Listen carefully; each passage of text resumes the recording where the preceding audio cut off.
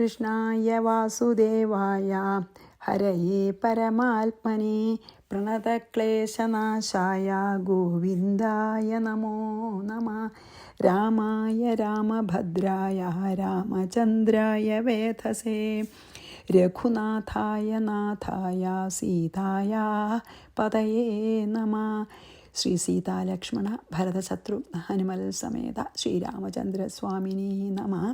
യത്ര യത്ര രഘുനാഥകീർത്തനം തത്ര തത്ര കൃതമസ്തകാഞ്ജലിം ബാഷ്പവാരി പരിപൂർണലോചനം മാരുതിം നമത. രാക്ഷസാന്തകം ഇപ്പം നമ്മൾ 15 ചെയ്തതല്ലേ. അപ്പോൾ എന്താ വെച്ചാൽ എന്താണ് ശ്രീരാമൻ നീ അങ്ങനെ സീതയെ വിട്ട് വരാൻ പാടില്ലായിരുന്നു, എന്തായാലും ഇപ്പോൾ അത് കഴിഞ്ഞു, ഇനി നമുക്ക് പോയി നോക്കിയപ്പോൾ സീതയെ ശരിക്കും വിചാരിച്ച പോലെ കാണാനും ഇല്ല അവിടെ. അപ്പോൾ സാധാരണ പ്രാകൃതന്മാരെ പോലെ അതിദുഃഖത്തോടു കൂടി രാമൻ വാവിട്ട് കരഞ്ഞു. എന്നിട്ട് പിന്നെ ശ്രീരാമൻ സങ്കടമായിട്ട് കരയണതാണ് കേട്ടോ. സീതയെ വിളിച്ചിട്ട് ഹാ പ്രിയേ ക്വഗദാസി ത്വം നാസി പൂർവവദാശ്രമേ അഥവാ മദ്വിമോഹാർത്ഥം ലീലയാ ക്വ വിലീയസേ. ഇനി 17 ഒന്നിച്ചാണ് 20 വരെ. ഇത്യാജിന്വൻ വനം സർവം നാപശ്യജ്ജാനകീം തദാ വനദേവ്യ കുത സീതാം ബ്രുവന്തു മമ വല്ലഭം മൃഗാശ്ച പക്ഷിണോ വൃക്ഷാ ദർശയന്തു മമ പ്രിയം ഇത്യേവം വിലപന്നേവ രാമ സീതാം ന കുത്രചിത് സർവജ്ഞ സർവഥാ ക്വാപി നാപശ്യദ്രഘുനന്ദനഃ ആനന്ദോപ്യന്വശോചത്തമാചലോപ്യനുധാവതി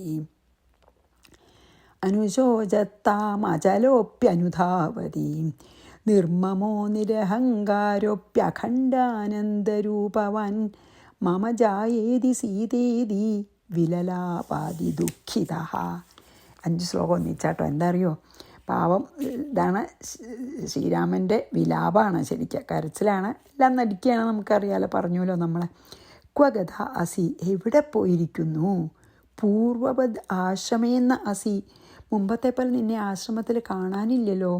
അഥവാ മദ്വിമോഹാർത്ഥം, അല്ലെങ്കിൽ എന്നെ മോഹിപ്പിക്കാൻ വേണ്ടിയിട്ട്, അതായത് കളിപ്പിക്കാൻ വേണ്ടിയിട്ട്, ലീലയാക്വ വിലീയസേ, എവിടെയെങ്കിലും ഒളിച്ചിരിക്കുകയാണോ എന്നെ ഒന്ന് പേടിപ്പിക്കാനായിട്ട്? ഇത് സർവം വനം ആജിന്വൻ, ഇപ്രകാരം ഞാൻ ഈ വനത്തിൽ മുഴുവൻ തിരഞ്ഞു നടക്കുകയാണ് ശ്രീരാമൻ.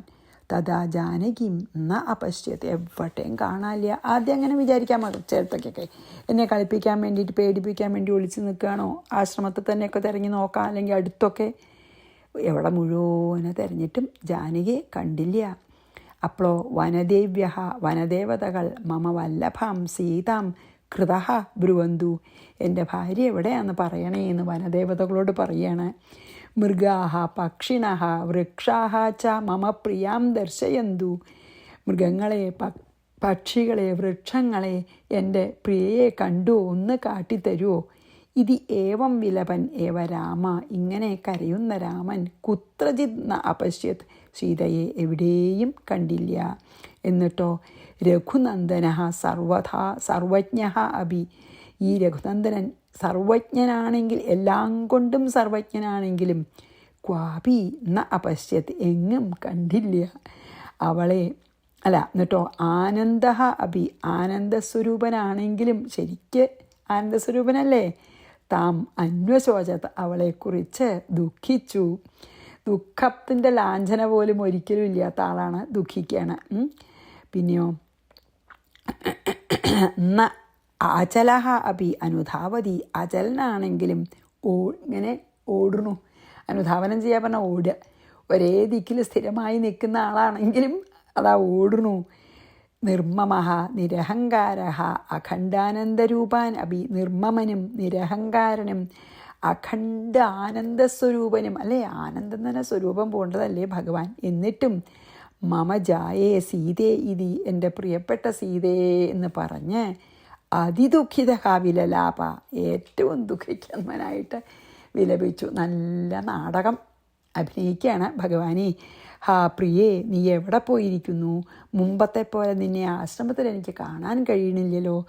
ഇനിയിപ്പോൾ എന്നെ കളിപ്പിക്കാനും എന്നെ ഒന്ന് മോഹിപ്പിക്കാനും വേണ്ടി നീ ഒളിഞ്ഞിരിക്കുവറ്റാണോ? എന്നെ ഒന്ന് തമാശയ്ക്ക്, അതാണോ? ഇങ്ങനെ പറഞ്ഞും കൊണ്ട് കാട്ടിൽ മുഴുവനെ തിരഞ്ഞു, എവിടെയും ജാനകിയെ കണ്ടില്ല. എൻ്റെ പ്രാണപ്രിയ എവിടെയാണെന്ന് ഒന്ന് വനദേവകൾ എന്നോട് പറഞ്ഞു തരുമോ? മൃഗങ്ങളോടും പക്ഷികളും മൃഗങ്ങളും എൻ്റെ പ്രിയയെ ഒന്ന് കാട്ടിത്തരണേ. ഇങ്ങനെ ഒരു സാധാരണ ആളെപ്പോലെ കരഞ്ഞുകൊണ്ട് രാമൻ സീതയെ അന്വേഷിച്ച് നടന്നു. ഒരിടത്തും കണ്ടില്ല. എല്ലാം അറിയുന്ന ആ രഘുനന്ദനൻ മൈഥിലിയെ എങ്ങും കണ്ടില്ല. അല്ലേ? എല്ലാവരുടെയും ഉള്ളിൽ എപ്പോഴും സർവ്വവ്യാപിയാണ്. അറിയാണ്ടിരിക്കാനൊന്നും വഴിയില്ലല്ലോ. എല്ലാം അറിയണ രഘുനന്ദനൻ എവിടെ സീത എന്ന് അറിയില്ല എന്ന് പറയുക. ആനന്ദമൂർത്തിയാണെങ്കിലും സീതയെക്കുറിച്ച് ദുഃഖിച്ചും കൊണ്ടിരുന്നു. എങ്ങും നിറഞ്ഞ്, അതായത് ഒരിക്കലും ചലിക്കാനൊന്നും പറ്റില്ല. കാരണം എല്ലാ ദിക്കിലും നിറഞ്ഞിരിക്കണ ശക്തിയാണേ. അപ്പം അതിനൊരു ചലനവും ഇല്ല. എങ്കിലും ഓടി നടന്നു.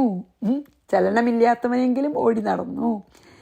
പിന്നെയോ എൻ്റേതെന്നോ അല്ലെങ്കിൽ നിർമ്മമ, അതാണ് നിർമ്മമൻ എന്ന് പറഞ്ഞാൽ എന്താ? മമ എന്നുള്ള വിചാരമില്ല, എൻ്റെ എന്നുള്ള വിചാരമില്ല.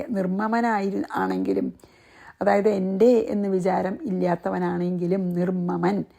പിന്നെയോ പരിപൂർണ നിരഹങ്കാരം, ഞാൻ എന്നുള്ള വിചാരമില്ല, എൻ്റെ എന്നുള്ള വിചാരമില്ല. അതാണ് നിർമ്മമനും നിരഹങ്കാരനും. പിന്നെയോ പരിപൂർണ ആനന്ദ സ്വരൂപനാണെങ്കിലും എൻ്റെ ഭാര്യയായ സീത എവിടെ? എൻ്റെന്ന് സ്വതം ഇല്ലാത്ത ആളല്ലേ, എൻ്റെ ഭാര്യയായിട്ടുള്ള സീത എവിടെയെന്ന് പറഞ്ഞ് സങ്കടം ഭാവിച്ച് കരഞ്ഞ് നടന്നു. ആ മായ സ്വീകരിച്ചിരിക്കുന്ന ആ മനുഷ്യരൂപത്തെ മനുഷ്യന്മാരെ ബോധിപ്പിക്കാൻ അങ്ങനെ ആ സച്ചിദാനന്ദ സ്വരൂപനായിട്ടുള്ള ഭഗവാൻ അജ്ഞനെ പോലെ അഭിനയിച്ച് നർത്ഥം അങ്ങനെ അഭിനയിച്ച് നടന്നു. എല്ലാവരെയും വെറും മനുഷ്യനാണെന്ന് തെറ്റിദ്ധരിപ്പിച്ചുകൊണ്ട് ഭഗവാൻ. ഹാ പ്രിയേ ക്വ ഗദാസി ത്വം നാസി പൂർവവദാശ്രമേ അഥവാ മദ്വിമോഹാർത്ഥം ലീലയാ ക്വ വിലീയസേ ഇത്യാചിന്വൻ സർവം നാപശ്യ ജാനകിം തദാ വനദേവ്യ കുത സീതാം ബ്രുവന്തു മമ വല്ലഭം മൃഗാശ്ച പക്ഷിണോ വൃക്ഷാഃ ദർശയന്തു മമ പ്രിയം ഇത്യേവം വിലപന്നേവ രാമ സീതാം ന കുത്രചിത് സർവജ്ഞ സർവഥാ ക്വാപി നാപശ്യത് രഘുനന്ദനഃ അന്വശോചത് താം അചലോ അപ്യനുധാവതി നിർമ്മമാ നിരഹങ്കാരോപ്യഖണ്ഡാനന്ദരൂപവാൻ മമ ജായേതി സീതേതി വിലലാപാതി ദുഃഖിതഃ. അല്ലേ? 21. ഏവം മായാമനുചരൻ അസക്തോപി രഘൂത്തമഃ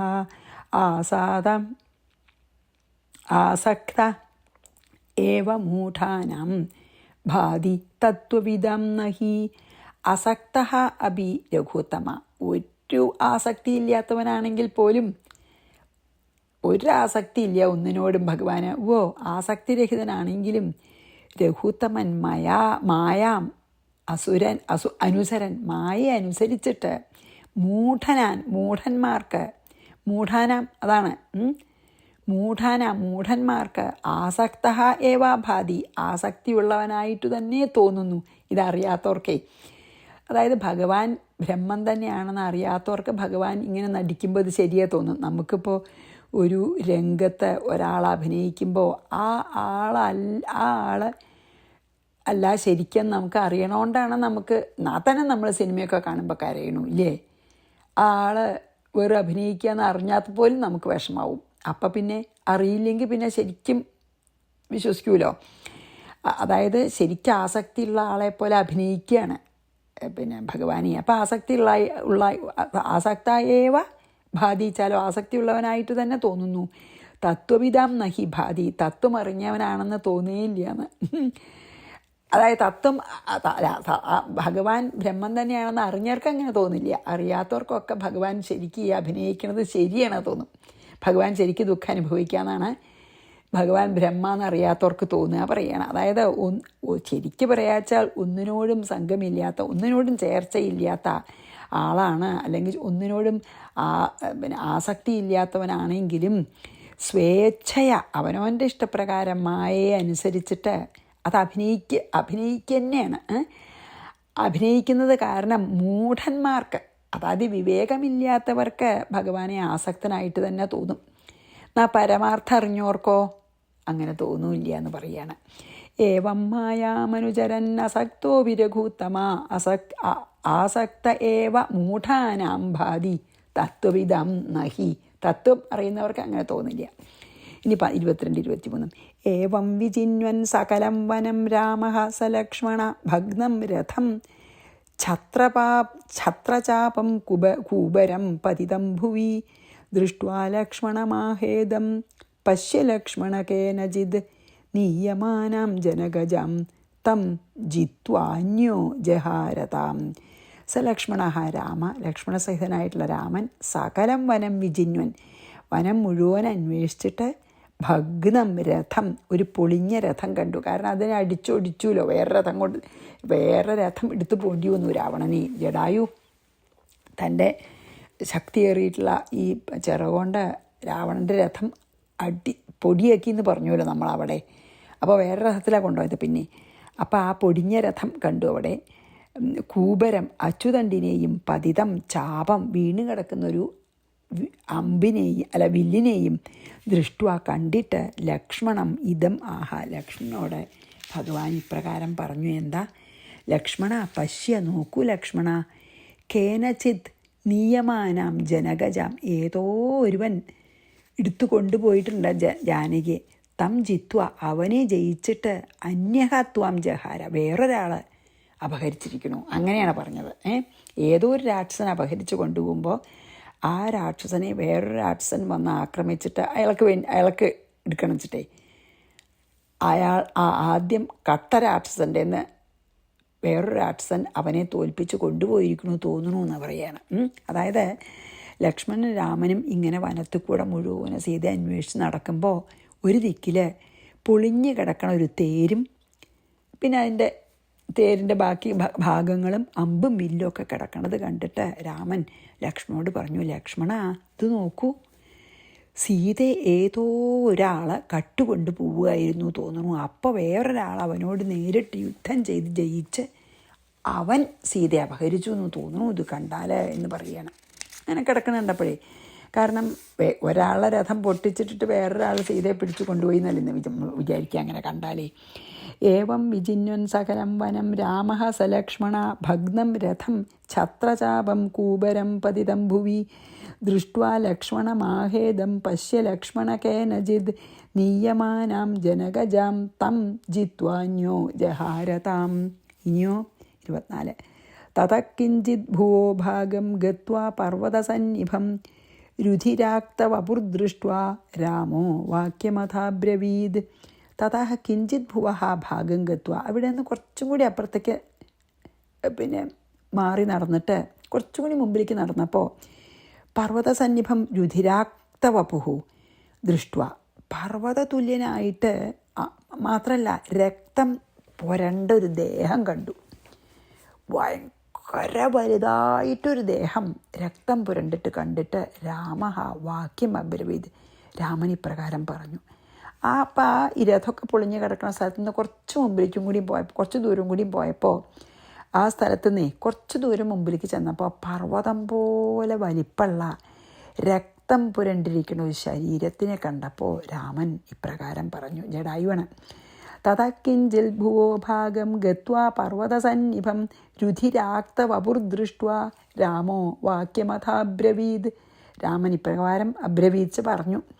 ഏഷ വൈ ഭക്ഷയിത്വാ താം ജാനകിം ശുഭദർശനം ശേതേ വിവിക്തേതി തൃപ്തഃ പശ്യ ഹന്മിനിശാചരം. അപ്പോൾ ഒരു രാക്ഷസന വിചാരിച്ചു ആദ്യം ശുഭദർശനം താം ജാനകിം ഭക്ഷയിത്വ, ആ എൻ്റെ പ്രിയപ്പെട്ട സുന്ദരിയായിട്ടുള്ള പിന്നെ ജാനകിയെ ഭക്ഷിച്ചിട്ട്, അതായത് ജാനകിയെ കാണുന്നത് തന്നെ ശുഭമാണ്, അങ്ങനത്തെ ശോഭനയായ ദർശനത്തോടു കൂടി ആ ജാനകിയെ ഭക്ഷിച്ചിട്ട് അതിതൃപ്ത ഏഷ, തൃപ്തനായ ഇവൻ വിവിക്തേ ശേതേത, ഒറ്റയ്ക്ക് കിടക്കണു, ഏകാന്തത്തിൽ കിടക്കണു. പശ്യ നോക്കൂ, നിശാചരം ഹന്മി, രാക്ഷസനെ ഞാൻ കൊല്ലാൻ പോവുകയാണ് എന്ന് പറഞ്ഞു. രാക്ഷസനെ വിചാരിച്ചു സർവാംഗസുന്ദരിയായിട്ടുള്ള എൻ്റെ ആ പ്രിയപ്പെട്ട ജാനകിയെ തിന്നിട്ട് നോക്കൂ, സന്തോഷമായിട്ട് ഇവൻ ആരുമില്ലാത്തൊരു സ്ഥലത്ത് കിടക്കണു കണ്ടോ, ഈ രാക്ഷസനെ ഞാൻ ഇപ്പം കൊല്ലാൻ പോവുകയാണ് എന്ന് പറഞ്ഞു. ഏഷ വൈ ഭക്ഷയിത്വാ താം ജാനകിം ശുഭദർശനാം ശേതേ വിവിക്തേതി തൃപ്തഃ പശ്യ ഹന്മി നിശാചരം. 26. ചാപമാനായ ശീഘ്രം മേ ബാണം ച രഘുനന്ദന തച്ഛ്രുത്വാ രാമവചനം ജടായു പ്രാഹ ഭീതവദ്. രഘുനന്ദന മേ ബാണം ചാപം ശീഘ്ര ആനയ. ലക്ഷ്മണ, എൻ്റെ അമ്പും വില്ലും വേഗം കൊണ്ടുവരൂ. തത് രാമവചനം ശ്രുത്വ. അങ്ങനെ ശ്രീരാമൻ ലക്ഷ്മണനോട് പറയണത് കേട്ടപ്പോൾ ജടായുഹു ഭീതവത് പ്രാഹ. പ്രാണഭയത്തോടുകൂടി ജടായു പറഞ്ഞു, ഹേ ലക്ഷ്മണ, ഞാൻ അവനെ കൊല്ലാൻ പോവുകയാണ്, ആ അമ്പും വില്ലും ഇങ്ങോട്ട് എടുക്കൂ എന്ന് രാമൻ ലക്ഷ്മണനോട് പറഞ്ഞത് കേട്ടു ജടായു. ഇത് ജടായുവാണ്, ഈ രാക്ഷസനല്ല. അത് കേട്ടപ്പോൾ പേടിച്ചിട്ട് പ്രാണഭയത്തോടെ പറഞ്ഞു. അതായത് രാമനിപ്പം ഞാനാന്ന് അറിയില്ല, അറിഞ്ഞു കഴിഞ്ഞാൽ എന്നെ അനുഗ്രഹിക്കുകയുള്ളൂ, നിഗ്രഹിക്കില്ല എന്ന് ഉറപ്പുണ്ട്. എങ്കിലും ഞാൻ ആരാണെന്ന് അറിയാതെ ഞാൻ രാക്ഷസനാണെന്ന് കരുതിയിട്ട് അമ്പ് തൊടുത്ത് വിട്ടാൽ പിന്നെ വിഷമായി. അപ്പോൾ എന്നിട്ട് പിന്നെ ഞാൻ ജടായുവാണെന്ന് രാമൻ്റെ അമ്പുകൊണ്ട് മരിച്ച എനിക്ക് ഭാഗ്യമാണ്. പക്ഷേ ഞാൻ ജടായുവാണെന്ന് അറിയാതെ ശ്രീരാമൻ എന്നെ അമ്പ ചെയ്താൽ ശ്രീരാമന് പിന്നെ വിഷമാവും. അയ്യോ, അച്ഛൻ്റെ മിത്രമായിട്ടുള്ള സീതയെ രക്ഷിക്കാൻ ശ്രമിച്ച എന്നെ അമ്പ ചെയ്തൂലോ എന്ന്. അതുകൊണ്ടുമുണ്ട് ഭയം. മരണഭയം മാത്രമല്ല ജടായുവിന്. കാരണം രാക്ഷസനാണെന്ന് വിചാരിച്ച് എന്നെ അമ്പ ചെയ്തിട്ട് പിന്നെ ശ്രീരാമന് മനസ്സിലായാലോ ഞാൻ ജടായുവാണെന്ന്, അപ്പോൾ ശ്രീരാമന് ദുഃഖമാവുമല്ലോ. അതുകൊണ്ടും കൂടിയുണ്ട്. അതുകൊണ്ടാണ് അത് കേട്ടപ്പോൾ ജടായു ഭയപ്പെട്ടിട്ട് പറഞ്ഞു എന്ന്. ഭയം, ആ ഭയം ഉണ്ടാ പറയുക. ചാപമാനായ ശീഘ്രം മേ ബാണം ച രഘുനന്ദന തച്ഛ്രുത്വാ രാമവചനം ജടായു പ്രാഹ ഭീതവദ്. 27, 28, 29, 30 ഒന്നിച്ചാണ്. മാം ന മാരയ ഭദ്രം തേ മ്രിയമാണം സ്വകർമ്മണ അഹം ജടായുസ്തേ ഭാര്യാഹാരിണം സമനുദ്രുതഃ രാവണം തത്ര യുദ്ധം മേ ബഭൂവാരി വിമർദന തസ്യ വാഹാൻ രഥം ചാപം ഛിത്വാഹം തേന ഘാതിതഃ പതിതോസ്മി ജഗന്നാഥ പ്രാണാംസ്ത്യക്ഷ്യാമി പശ്യതാം തച്ഛ്രുത്വാ രാഘവോ ദീനം കണ്ഠപ്രാണം ദദർശഃ ഹസ്താഭ്യാം സംസ്പൃശൻ രാമോ ദുഃഖാശ്രുതലോചന സ്വകർമ്മണ മ്രിയമാണം മാം നമാരായ. എൻ്റെ സ്വന്തം പ്രാരബ്ധകർമ്മം അവസാനിക്കാറായിട്ട് മരിക്കാറായിരിക്കുന്നു ഞാൻ. എൻ്റെ കർമ്മം അവസാനിച്ച് മരിക്കാറായിരിക്കുന്ന എന്നെ ഇനി കൊല്ലണ്ട ആവശ്യമില്ല, നിഗ്രഹിക്കണ്ട. തേ ഭദ്രം, അങ്ങയ്ക്ക് മംഗളം എന്ന് പറഞ്ഞിട്ട് പറഞ്ഞു, എന്നെ നിഗ്രഹിക്കേണ്ട എന്ന് വേഗം പറഞ്ഞു, അമ്പയക്കാണ്ടിരിക്കാൻ. എന്നിട്ട് അങ്ങയ്ക്ക് ഭദ്രം ഭവിക്കട്ടെ. ജടായു അഹം, ഞാൻ ജടായുവാണ്. തേ ഭാര്യാഹാരിണം രാവണം സമനുദ്ധിത, ഞാൻ അങ്ങയുടെ ഭാര്യയെ അപഹരിച്ച് കൊണ്ടുപോകുന്ന രാവണനെ പിന്തുടർന്നു. അരിവിമർദ്ദന, ഹേ ശത്രുക്കളെ നശിപ്പിക്കാൻ ഏറ്റവും സമർത്ഥനായിട്ടുള്ള ശ്രീരാമചന്ദ്ര ഭഗവാനെ തത്രമേ യുദ്ധം ബഭൂവ, അപ്പം എനിക്ക് യുദ്ധം ചെയ്യേണ്ടി വന്നു രാവണനോട്. തസ്യ വാഹൻ രഥം ചാപം ഛിത്വാ സ്ഥിത അഹം, അവൻ്റെ കുതിരകളും തേരും വില്ലും ഒക്കെ ഞാൻ മുറിച്ചിട്ട ഞാൻ തേന ഖാദിത, അവനാൽ ഛേദിക്കപ്പെട്ടു. അപ്പം അവൻ എന്നെ ചന്ദ്രഹാസം കൊണ്ട് എൻ്റെ ചിറക് മുറിച്ചു. ജഗന്നാഥ പതിത അസ്മി, അങ്ങനെ ഞാൻ ചിറകില്ലാതെ ഹേ രോഗരക്ഷക ഞാൻ വീണു. പശ്യതാം പ്രാണൻ ത്യക്ഷ്യാമി, ഇനി അങ്ങേ കണ്ടും കൊണ്ട് എനിക്ക് മരണം, ഈ ദേഹം ഉപേക്ഷിക്കണം. ഞാൻ അങ്ങേ കണ്ടും കൊണ്ട് എനിക്ക് ഭാഗ്യമായി, അങ്ങ് വന്നൂലോ. ഞാൻ മരിക്കാറായിരുന്നു, ചോര ഒലിച്ചിട്ട് ചോര പോയിട്ടേ. അപ്പോൾ അങ്ങ് വന്നൂലോ, എനിക്ക് അങ്ങേ കണ്ടുകൊണ്ട് ഇപ്പം മരിക്കാനുള്ള ഭാഗ്യം ഉണ്ടായില്ലോ. രാഘവ തശ്രുത്വ, രാഘവൻ അത് കേട്ടിട്ട് കണ്ഠപ്രാണം ദീനം ഹാദദർശ, കണ്ഠത്തിൽ പ്രാണനെ എത്തിയിരിക്കുന്ന, അതായത് മരിക്കാറായിട്ടുള്ള അവനെ ദുഃഖത്തോടെ നോക്കിന്ന്. ദീനം ഹാദദർശ, സങ്കടമായി. അപ്പോൾ ദുഃഖാശ്രുവൃതലോചന രാമ, ദുഃഖം കൊണ്ട് കണ്ണ് നിറഞ്ഞ് രാമൻ ഹസ്താഭ്യം സംസ്പൃശൻ, 2 കൈ കൊണ്ടും തലോടി. ആരെ? ജടായുവിനെ. എന്താ ഭാഗ്യം അല്ലേ! എന്ത് രസമായിട്ടാണ് പറഞ്ഞിരിക്കണ വ്യാസഭഗവാൻ. നമുക്കൊക്കെ അറിയണ കഥയാണെന്ന് വെച്ചാൽ എന്ത് രസമല്ലേ. അപ്പോൾ പറഞ്ഞു, ഹേ ശ്രീരാമചന്ദ്ര ഭഗവാനെ, എൻ്റെ കർമാവസാനം ആയിരിക്കണു, ഞാൻ മരിക്കാറായിരിക്കണു, എന്നെ ഇനി കൊല്ലേണ്ട ആവശ്യമില്ല. പിന്നെ എന്താണ്, അപ്പോൾ വെറുതെ എന്നെ ഉപദ്രവിച്ച ആ ഒരു ദോഷം അങ്ങയ്ക്ക് വേണ്ട, എന്നെ ഇനി കൊല്ലേണ്ട ആവശ്യമില്ല, ഞാൻ ജടായുവാണ്, അങ്ങയ്ക്ക് മംഗളം ഭവിക്കട്ടെ, ഞാൻ ജടായുവാണ്, അങ്ങയുടെ ഭാര്യയെ അപഹരിച്ച് കൊണ്ടുപോവുകയായിരുന്നു രാവണൻ. അപ്പം ഞാൻ പിന്നാലെ ചെന്ന് തടഞ്ഞു നിർത്തി. അപ്പോൾ എനിക്ക് യുദ്ധം ചെയ്യേണ്ടി വന്നു. അപ്പം ഞാൻ അവൻ്റെ കുതിരകളും തേരും അമ്പും വില്ലും ഒക്കെ നശിപ്പിച്ചു. പിന്നെ അവൻ എന്നെ, അപ്പം അവന് ദേഷ്യം വന്നിട്ട് അവൻ ചന്ദ്രഹാസം കൊണ്ട് വെട്ടിമുറിച്ച് എന്നെ ഇതാ എൻ്റെ ചിറക് രണ്ടും വെട്ടി ഞാനിതാ അങ്ങനെ ഭൂമിയിൽ വീണ് കിടക്കുകയാണ്. അങ്ങനെ വീണ് കിടക്കുകയാണ് അവിടെ ചിറകില്ലാതെ. നിങ്ങളിപ്പോൾ ശ്രീരാമചന്ദ്രൻ വന്നൂലെ എൻ്റെ മുമ്പിൽ, അങ്ങേ നോക്കിക്കൊണ്ടിരിക്കുമ്പോൾ എനിക്ക് മരിക്കണം എന്നാണ് ആഗ്രഹം എന്ന് ഈ കഴുത്തിലെത്തിയിരുന്നു പ്രാണൻ. പ്രാണൻ പോവാറായിട്ടിരിക്കുന്ന ആ ജടായു ഇത് പറഞ്ഞത് കേട്ടപ്പോൾ ശ്രീരാമൻ്റെ കണ്ണിൽ വെള്ളം നിറഞ്ഞു. രാമൻ ഭയങ്കര കാരുണ്യത്തോടെ, വളരെ കാരുണ്യത്തോടു കൂടി ജടായുവിനെ നോക്കിയിട്ട് 2 കൈകൊണ്ടും ജടായുവിൻ്റെ ശരീരം തലോടി. ആ വേദന മാറാനേ, പാവം മുറിച്ചിട്ടിരിക്കല്ലേ, വേദനിച്ച് കിടക്കല്ലേ, വേദനയൊക്കെ ശ്രീരാമൻ തൊട്ട വേദനയൊക്കെ മാറുമല്ലോ, അങ്ങനെ തലോടി. അപ്പം നമുക്ക് 27, 28, 29, 30 വായിക്കാം. മാംനം ആരയ ഭദ്രം തേ മ്രിയമാണം സ്വകർമ്മണ അഹം ജടായുസ്തേ ഭാര്യാഹാരിണം സമനുദ്രുത. പിന്നാലെ പോയി ഞാൻ, അനുദ്രുതൻ. രാവണം തത്ര യുദ്ധം മേ ബഭൂവാരി വിമർദ്ദന. എനിക്ക് യുദ്ധം ചെയ്യേണ്ടി വന്നു. തസ്യ വാഹാൻ രഥം ചാപം ഛിത്വാഹം. രഥവും പിന്നെ കുതിരകളെയും ചാപമൊക്കെ ഞാൻ നശിപ്പിച്ചു. തേനഘാതിത. അപ്പോഴോ എന്നിട്ട് എന്നെ വെട്ടിയപ്പോൾ, അപ്പം ഞാൻ തേനഘാതിത, ഞാൻ അവനാൽ വെട്ടപ്പെട്ടു, അല്ലെങ്കിൽ എന്നെയും ആക്രമിച്ചു. പതിതോസ്മി ജഗന്നാഥ. അങ്ങനെ ഞാൻ ഇവിടെ വീണ് കിടക്കുകയാണ്. പ്രാണാം സ്ത്യക്ഷ്യാമി പശ്യതാം. അങ്ങേ കണ്ടുകൊണ്ട് പ്രാണൻ ത്യജിക്കട്ടെ. തച്ഛുത്വാ രാഘവോ ദീനം കണ്ഠപ്രാണം ദദർശഃ. ഹസ്താഭ്യാം സംസ്പൃശൻ രാമോ ദുഃഖാശ്രുതലോചന. തലോടി. ഇനി ജടായോ ബ്രൂഹി മേ ഭാര്യ കേന നീതാ ശുഭാനന മൽക്കാര്യാർത്ഥം ഹതോസി ത്വമതോ മേ പ്രിയബാന്ധവ.